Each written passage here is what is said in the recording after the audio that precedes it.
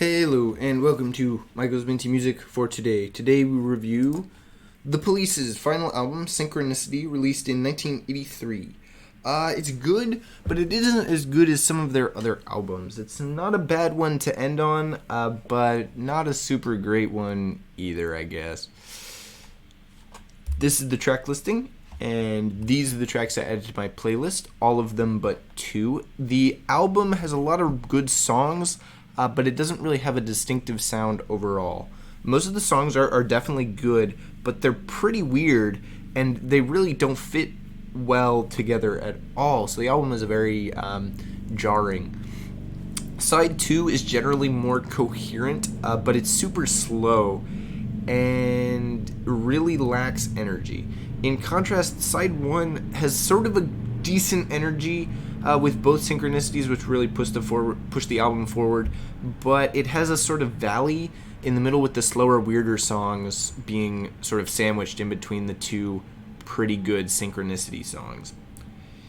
The album is full of good songs that really don't make any sense together, and it really doesn't hold up the energy overall like some of the other Police albums. So it's good songs, but not a great album, ironically. The only single off this album was Every Breath You Take, which was really popular along with Wrapped Around Your Finger and King of Pain, I believe. My favorite track here, though, is probably got to go with Synchronicity 1. It's the most driving song. It's a great way to start the album. It kind of doesn't hold up for the rest of the album, though. It's really their last sort of full-on new wave, high energy, really good, really great, deep track. The second Synchronicity puts up a little bit of competition. It's kind of a similar style, but it's a different song. I just really I think I like the first one more. I think it's just better. Now, I do rank this the worst out of all of the Police's albums. It's certainly good, but as I mentioned, it lacks the feeling and drive of even their first albums, which aren't as great as their sort of middle of their career albums in the 80s. It just doesn't come together. Synchronicity just doesn't come together as an album at all. It has a bunch of good songs on it, but there are good songs on every Police album, and the other Police albums sound a lot better together than Synchronicity does.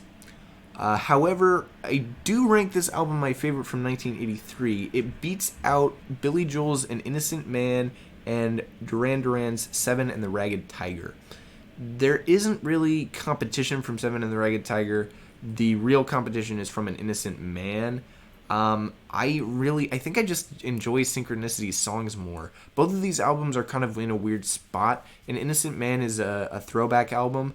They both kind of have the same sort of not great together vibe, although Billy Joel's kind of works because it's all a throwback album from the 80s. A throwback album as in throwback to the 50s in the 80s. But I think I just like Synchronicity songs more. The two Synchronicities really do put in work, and they sort of help to put this album over An Innocent Man, which is kind of generally better, I think, but it doesn't hit as hard as some of the songs on Synchronicity. Next up is Pink Floyd's 1983 album, The Final Cut.